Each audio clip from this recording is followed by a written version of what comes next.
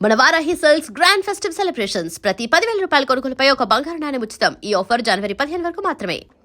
అంటే మీ కెరీర్ విషయానికి వస్తే సార్, నాకు తెలిసి బావ పన్నీరు అనేది మీకు మొదటి బ్రేక్ అంతేనా? జంజాల గారు. అవును అవును. ఆ తరువాత మీరు డైరెక్టర్గా అయ్యే ఈ గ్యాప్ ఉంది కదా సార్, ఈ గ్యాప్లో ఎక్కడా కూడా ఒక పెద్ద రేంజ్కి ఒక పెద్ద సినిమా అంటే ఒక క్యారెక్టర్స్ కానీ లేకుంటే సపోర్టింగ్ లీడ్స్ కానీ పెద్ద స్థాయిలో చేసిన ఏవి కనిపించట్లేదు. అన్నీ నాకు తెలిసి చిన్న చిన్న ఆర్టిస్ట్ రోల్స్ మాత్రమే చేసుకుంటూ వెళ్ళిపోయారు. ఎందుకు ఆ సమయంలో మీకు అలాంటి పాత్రలు రాలేదు? ఫేట్, ఇట్ ఈస్ ఫేట్ అంతే. మన మన దురదృష్టం అంతే. ఎవడ అయితే నేను ఇంకో క్వశ్చన్ అడుగుతాను. కెరీర్ స్టార్టింగ్లో ఇక్కడ నుంచి మధుసూదన్ గారి ఇన్స్టిట్యూట్లో కోచింగ్ నేర్చుకున్న చాలామంది కూడా ఇక్కడ కోచింగ్ అయిపోగానే చెన్నై వెళ్ళిపోయారు. అవును. చెన్నై నుంచి మళ్ళీ వాళ్ళంతా హైదరాబాద్ తిరిగి వచ్చారు. మీరు మాత్రం నాటక రంగం బ్యాక్డ్రాప్లో ఇక్కడ ఇండస్ట్రీలోకి వచ్చారు, మీడియాలో వర్క్ చేశారు, ఇక్కడే ఉన్నారు. చెన్నై వెళ్ళకపోవడం కాదంబరి కిరణ్లో చేసిన అతిపెద్ద తప్ప? అట్లే లేదు, అట్లేం లేదు. అప్పటికి అంటే మేము తయారవుతున్నప్పుడు ఇండస్ట్రీ వస్తూ ఉంది.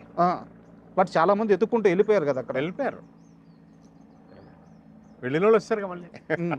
కానీ అక్కడ నుంచి వచ్చేటప్పటికి ఒక పెద్ద వంశీ గారితోనూ అలా పెద్ద పెద్ద కాంటాక్ట్స్ వాళ్ళకు ఒక ఆల్రెడీ ఒక జెల్ అయిపోయారు వాళ్ళంతా. ఇక్కడ ఉండిపోయిన కాదంబరి కిరణ్ మాత్రం అలా జెల్ అవ్వడానికి ఆలస్యం అయింది. అది పెద్ద సమస్య అయిపోయిందని అనుకోవచ్చా? నేను అంటే ఆ కోణంలో నేను ఎప్పుడు ఆలోచించాల, నాకు తెలియదు కూడా. ఏమో మీరు చెప్పిన దానికి ఉండొచ్చేమో మరి. బట్ ఇట్ ఈస్ అంటే ఉదాహరణకి మీ స్నేహితుడు శివాజీ రాజా గారి గురించే చెప్తాను. ఆయన ఇక్కడ ట్రైన్ అయ్యారు, చెన్నై వెళ్ళారు. ఆయన అక్కడికి వెళ్ళిపోయిన తర్వాత పెద్ద వంశీ గారి సినిమాల్లో ప్రయత్నించారు. అక్కడ ఆల్రెడీ ఉన్నప్పుడే రాజేంద్ర ప్రసాద్, నరేష్ ఇలాంటి స్టార్ హీరోలతో ఒక స్నేహం ఏర్పడింది. కళ్ళు సినిమా ఒక ఫ్రెండ్షిప్, 4 పరిచయాలు చాలా పెద్ద స్థాయిలో జరిగిపోయినాయి అప్పటికే. బట్ మీకు మాత్రం అది జరగలేదు. అంటే ఉండొచ్చు, అంటే అట్లా ఏమో నేను అలా ఆలోచించలేదు. అంటే శివాజీ మంచి కళ్ళు సినిమా అసలు అతని కళ్ళే చాలా అందంగా ఉంటాయి. మేమిద్దరం బావ అనుకుంటాం, బాగా దగ్గరగా ఉంటాం మానసికంగా. మరి చాలా కలిసి చాలా సర్వీస్ చేసాం సమాజంలో. ఏమైనా పట్మని వెళ్ళిపోతూ ఉంటాం. అతన్ని కుర్రాల రాజ్యం కూడా వన్ ఆఫ్ ది హీరోస్ ఆయన. అవును, శివాజీ, ఆనంద్, ఆలీ, శివాజీరాజు, చిన్న. అంటే మీరు కుర్రాల రాజ్యం ప్రస్తావన తీసుకొచ్చారు కాబట్టి ఒక క్వశ్చన్ సార్. కుర్రాల రాజ్యం సినిమా మీరు డైరెక్ట్ చేశారని చెప్పి ఇండస్ట్రీలో అందరికీ తెలుసు. అవును.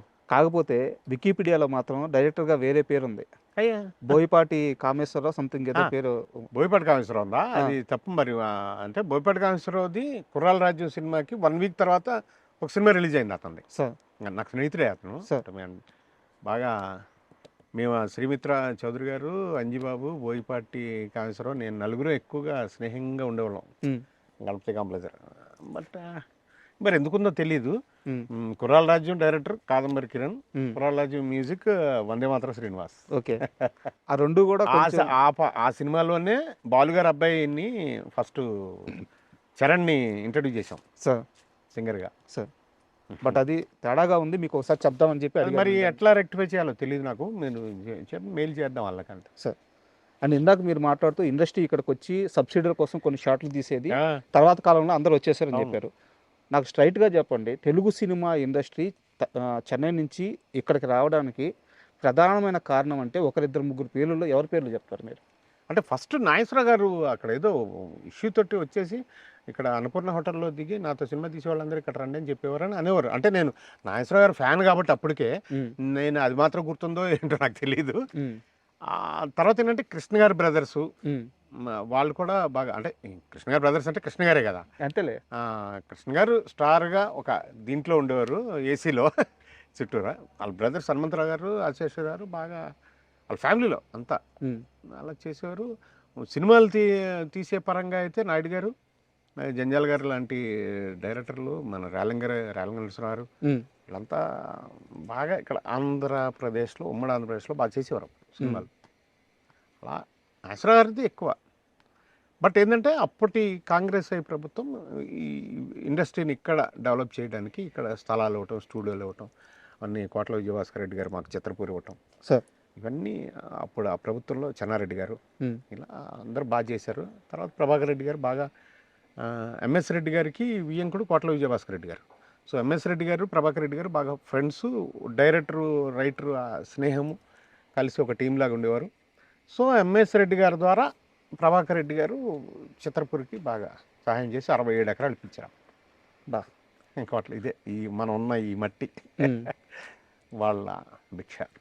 సో అండ్ కాదంబరి కిరణ్ ఇప్పుడు దాకా చాలామంది హీరోలతో లేదా చాలామంది హీరోల సినిమాల్లో యాక్ట్ చేసి ఉండొచ్చు, చాలా చాలా క్యారెక్టర్స్ చేసి ఉండొచ్చు. మీకు ఈ హీరో నాకు చాలా కంఫర్ట్గా ఉంటాడు అంటే ఏదో సెట్కి వెళ్ళినట్టు ఉండదు, నా ఇంటికి వెళ్ళినట్టు ఉంటుంది అని చెప్పేసి అలా మీరు చెప్పుకునే హీరోలు అంటే ఎంతమంది ఉన్నారు? అట్లేం లేదండి. ఈ సినిమా ఇండస్ట్రీలో హీరోల దగ్గర ముఖ్యంగా మీరు ఎంత మీ పద్ధతిలో మీ బౌండరీస్లో మీరుంటే మీరు ఎంత దగ్గరగా ఉంటారు అంతే. నేను ఎవరి దగ్గరైనా కంఫర్టబుల్గా ఉంటాను, ఎవరి దగ్గరైనా నా పరిధిలో నేను ఉంటాను కాబట్టి నాకు అసలు ఏ ఇబ్బంది లేదు. ఎవరైనా నాకు ప్రేమగా చక్కగా చాలా హ్యాపీగా ఉంటారు. మహేష్ బాబు గారి దగ్గర ఎక్కువ అంటే ఆయన చుట్టుపక్కల క్యారెక్టర్స్ చేస్తున్నప్పుడు ఉండే మజా ఆయన బాగా ఎక్కువ సరదాగా, ఎందుకంటే ఆయన కూడా పార్టిసిపేట్ చేస్తాడు ఆ కామెడీ దీంట్లో, ఎంటర్టైన్మెంట్ దీంట్లో డిస్కషన్లా మాటలా చేసుకుని కొంచెం అంటే నేను దూరంగా ఉండాలని ఉండడు ఆయన.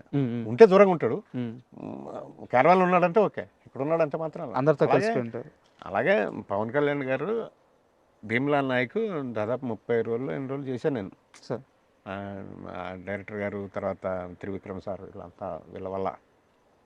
అయితే ఎప్పుడు నన్ను జనం మనిషి అని కూడా ఆయన పవన్ కళ్యాణ్ గారు జనం మనిషి, అతనికి కాఫీ తెప్పించిన, కాఫీ అంటే ఇష్టమని అట్లా. అంటే మన పరిధిలో మనం ఉన్నంత వరకు ఆ హీరోల దగ్గర మనకు చాలా హాయిగా ఉంటాం. అది ఎన్టీఆర్ కూడా చిన్నప్పటి నుంచి ఎన్టీఆర్ బాగా సార్ అనే ఉన్నాడు, ఇప్పటికీ అదే అలాగే ఉంటాను.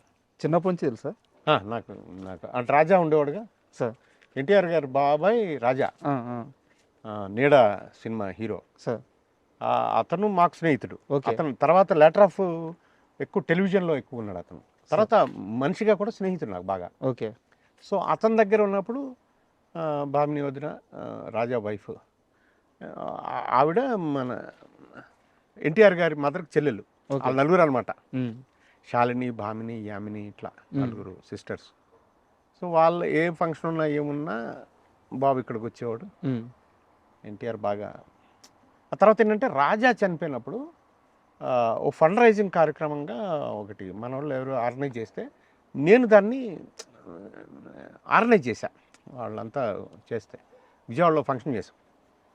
అక్కడ అవన్నీ అతనికి గుర్తులు అనమాట. ఓ జెన్యున్గా నాకు మా ఫ్యామిలీకి ఏదో ఇబ్బంది వస్తే ఇలా చేశాడు ఇతను అనేది ఒక ఇంప్రెషన్ నాకు నా మీద. అలా ఆ గౌరవం, ఆ ప్రేమ. చిన్నప్పుడు ఎలా ఉండేవారు సార్? అంటే చాలా మంది చెప్పారు విపరీతమైన అల్లరని. చిన్నప్పుడు పిల్లలు అల్లరిగానే ఉంటారుగా.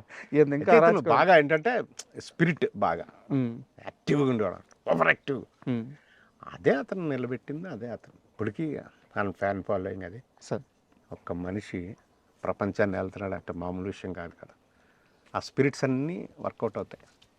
And for more videos, please subscribe to iDream. Please subscribe to iDream. Please subscribe iDream. And please subscribe to iDream. For more videos, subscribe to iDream. please like, share and subscribe to the channel. Congratulations, iDream. Subscribe to iDream. Subscribe to iDream. So subscribe to iDream Media.